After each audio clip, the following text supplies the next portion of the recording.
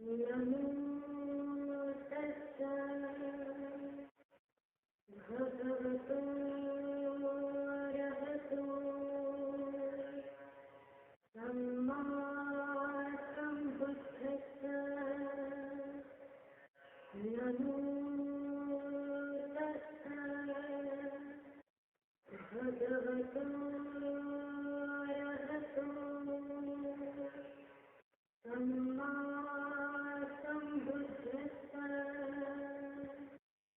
नमस्ते भारतवासियों, धम्म ज्ञान चैनल पर आपका सहर्षित स्वागत है।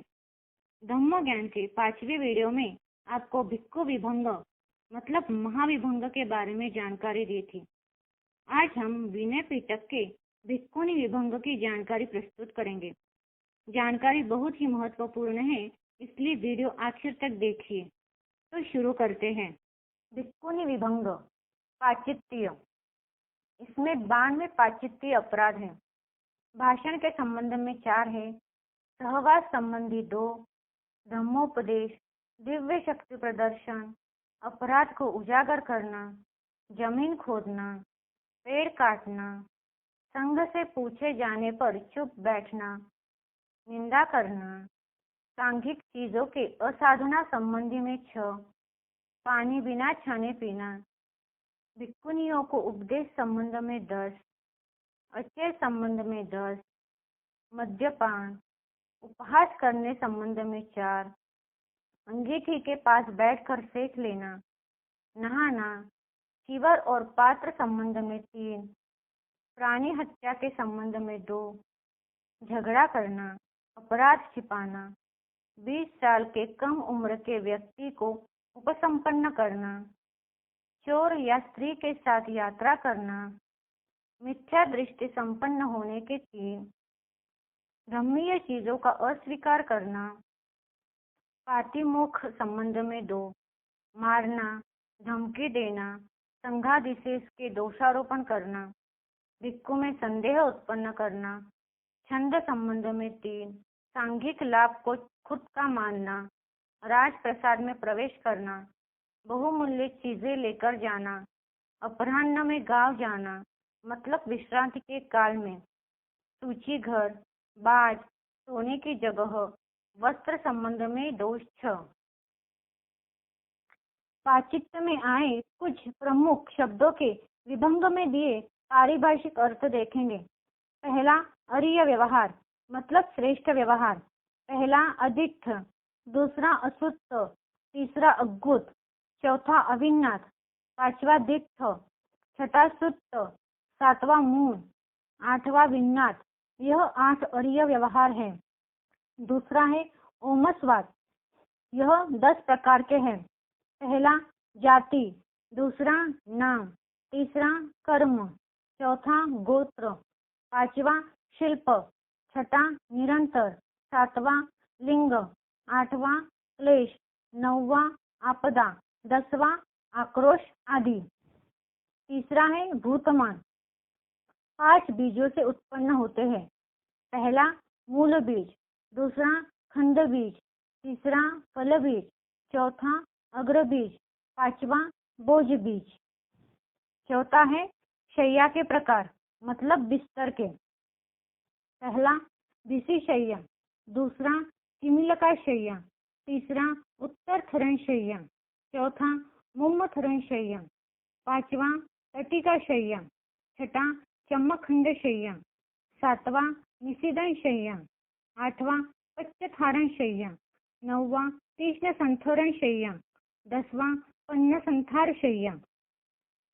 पांचवा है अमीश हेतु, चिवर, पिंडपात, शय्यासन, ग्लान प्रत्यय, भैषज्य, परिहार, सत्कार, गुरुकार, मनन, वंदन और पूजन। छठा है भोजनीय 5 प्रकार के हैं, चावल, दाल, सत्तू, मत्स्य, मांस। सातवां है सुरा मतलब दारू, पक्की शराब, प्रवारा पित्त सुरा, पूव सुरा, ओदन सुरा, कृष्ण पाकित्था सुरा, संभार संयुक्ता। मीरय मतलब कच्ची शराब, पुष्पासव, फलासव, मधासव, गुरासव, 8वां है श्रामणेर, 10 तिल को धारण करने वाला। उसके 2 प्रकार, सम्मुख विकपना श्रामणेर, दूसरा पल्लुखा विकपाना श्रामणेर। 9वां है अधिकरण के 4 प्रकार, विवादाधिकरण, दूसरा अनुवादाधिकरण, तीसरा आपत्ताधिकरण, चौथा इच्छाधिकरण। और उसके उस स्मृति विनय से ही उसका झगड़ा मिटाया जा सकता है। प्रतिदेशनीय, भोजन और भिक्षुनी के संबंध में 4 अपराध हैं जो भिक्षु पातिमोक्ष में दिए हुए हैं। 75 सेख्य, यह सीखने जैसे धम्म है जिसका संबंध सदाचार के तौर पर होता है। वस्त्र कैसे पहनना है, भोजन कैसे करना है, उपदेश कैसे और किसको देना चाहिए, शौच, पेशाब, हंसना, बोलना, गृहस्थ के घर पर कैसे जाना चाहिए, कैसे बैठना चाहिए, इस प्रकार की शिक्षा है। 7 अधिकरण सम्मत, संघ में वाद उत्पन्न होने के बाद उसे शांत करने के लिए 7 नियम हैं। पहला सम्मुख विनय, दूसरा स्मृति विनय, तीसरा अमूढ़ विनय, चौथा प्रतिज्ञातकरण, 5वां यद्भूयसिक, 6वां तत्पापीयसिका, 7वां किन्नवथारक। इसका हम विभंग में दिया हुआ संक्षिप्त विवरण देखेंगे, क्योंकि संघ शासन या गणतंत्रीय शासन व्यवस्था के दृष्टि से यह बहुत ही महत्वपूर्ण है। तथागत बुद्ध की भिक्षु आनंद के साथ हुई बात इस प्रकार की है। पहला सम्मुख विनय, संघ में जब कोई झगड़ा उत्पन्न होता है तब सभी भिक्षुओं को इकट्ठा होना चाहिए। इकट्ठा होकर धम्म रूपी डोर के ज्ञान से उसका परीक्षण करना चाहिए और वो शांत होने के बाद उनके झगड़े को शांत करना चाहिए। दूसरा है स्मृति विनय, जब कोई एक भिक्षु दूसरे भिक्षु पर पराजिका या पराजिका जैसा दोष लगाता है, जैसे एक भिक्षु दूसरे भिक्षु को कहता है पराजिक जैसे अपराध का आरोप हो गया है, उस वक्त वो भिक्षु कहता है कि मुझे मालूम नहीं है, स्मरण नहीं है, मैं इतने बड़े आपदा से ग्रासित हूँ, दोषी बन गया हूँ, तो उस भिक्षु को स्मृति विनय देना चाहिए। तीसरा है अमूढ़ विनय, कोई एक भिक्षु कहेगा कि मैं पागल हो चुका था, मुझे भ्रम हो चुका था और उस भ्रम से ग्रासित होकर मैंने बड़े पैमाने पे श्रमण के खिलाफ आचरण किया, बोला, मुझे अब वो याद नहीं आ रहा है, मूढ़ बनकर मैंने वैसा किया। उस भिक्षु को अमूढ़ विनय देना चाहिए। चौथा है प्रतिज्ञातकरण, जब किसी भिक्षु को दूसरे ने आरोपित किया हो या नहीं किया हो तो भी अपने दोष को भूलता नहीं, उजागर करता है, स्पष्ट करता है। उस भिक्षु को अपने से ज्यादा तजुर्बे वाले वृद्ध भिक्षु के पास ले जाना चाहिए। उधर जाने के बाद अपना चीवर एक कंधे पर लेकर वंदन करना, हाथ जोड़कर ऐसा कहना कि मैं इन आपत्तियों का दोषी हूँ, उसकी मैं आपके सामने प्रतिदेशना करता हूँ। तब दूसरा भिक्षु ऐसा कहेगा, इस दोष को जानते हो ना? दोषी भिक्षु कहेगा, जी जानता हूँ। दूसरा भिक्षु कहेगा, आगे चल के इंद्रियों का रक्षण करना। फिर दोषी भिक्षु कहेगा, हाँ रक्षण करूंगा। इसको ही प्रतिज्ञातकरण कहा जाता है। 5वां है यद्भूयसिक, मतलब बहुमत। जब कोई भिक्षु अपना झगड़ा अपने निवास स्थान पर नहीं मिटा सका तो उस भिक्षु को जहाँ सारे भिक्षु उपस्थित हैं वहाँ जाना चाहिए। उस जगह पर सभी भिक्षुओं ने इकट्ठा होना चाहिए। इकट्ठा होकर धम्म रूपी डोर से उसका समनुमार्जन मतलब परीक्षण करना चाहिए। परीक्षण के बाद झगड़े को मिटाया जा सकता है। इसको यद्भूयसिक मतलब बहुमत पद्धति कहा जाता है। 6था है तत्पापीयसिका, जब कोई भिक्षु किसी दूसरे भिक्षु पर पराजिक या पराजिका जैसा बड़े अपराध का दोष लगाता है और यह सुनकर दूसरा भिक्षु कहता है, मुझे याद नहीं है कि मैं इतने बड़े आपत्ति से ग्रासित हूँ। फिर दोष लगाने वाला भिक्षु कहता है, तुम अच्छी तरह से याद करो कि तुम्हें पता है इतने बड़े आपत्ति से ग्रासित हो गए हो।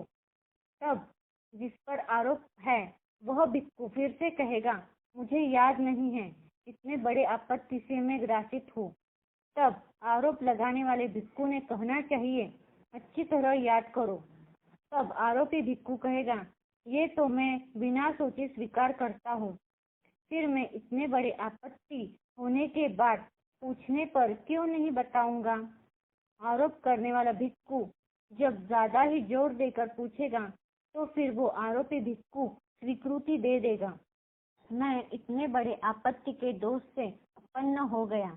मैंने ऐसा ही कहा था कि मुझे याद नहीं आ रहा है। ये आपत्ति इससे भी सख्त होती है। इसको ही तत्वोपदेशिका कहा जाता है। 7वां है तीनवत्थारक। आपस में झगड़ा करते समय भिक्खु बहुत ही श्रमण के विरोधी आचरण करते हैं और भाषण भी। ऐसे सारे भिक्खुओं ने इकट्ठा होना चाहिए। इकट्ठा होकर एक पक्ष के किसी होशियार भिक्खु ने अपने आसन से उठकर चीवर को एक हाथ में लेकर हाथ जोड़कर कहना होगा, संघ ने मेरा कहना मानना चाहिए। विवाद करते वक्त हम लोगों ने बहुत ज्यादा श्रमण विरोधी आचरण किया है। जब संघ इसको समझ पाता है कि जो दोष उस भिक्खु के हैं वो दोष मेरे भी हैं, फिर इस भिक्खु के लिए और मेरे लिए यह तीनवत्थारक मतलब घास से ढकने जैसा बातें करूं। लेकिन बड़े दोषी गृहस्थ संबंध को छोड़कर दूसरे पक्ष से होशियार भिक्खु को अपने आसन से उठकर वैसे करना चाहिए। इस प्रकार तीनवत्थारक मतलब घास से ढकने जैसा होता है। इसको तीनवत्थारक ऐसा कहते हैं। भिक्खुनी को संबंधित नियमों का उल्लंघन करने से दंड विधान का भी प्रावधान है।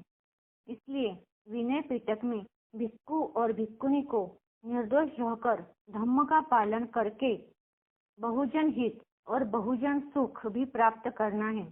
बेशक संपूर्ण पातिमोक्ष के विधान भिक्खु और भिक्खुनी ने अपने तन के संबंध में, वाणी के संबंध में, मन के संबंध में कर्म का प्रत्यवेक्षण करना चाहिए। अपने में देखना, अपने दोष देखना और उनमें सुधार करने का कार्य करना है। यही विभंग है। आज के लिए बस इतना ही। अगले वीडियो में हम महावग्ग के बारे में जानकारी देंगे। तब तक के लिए धन्यवाद।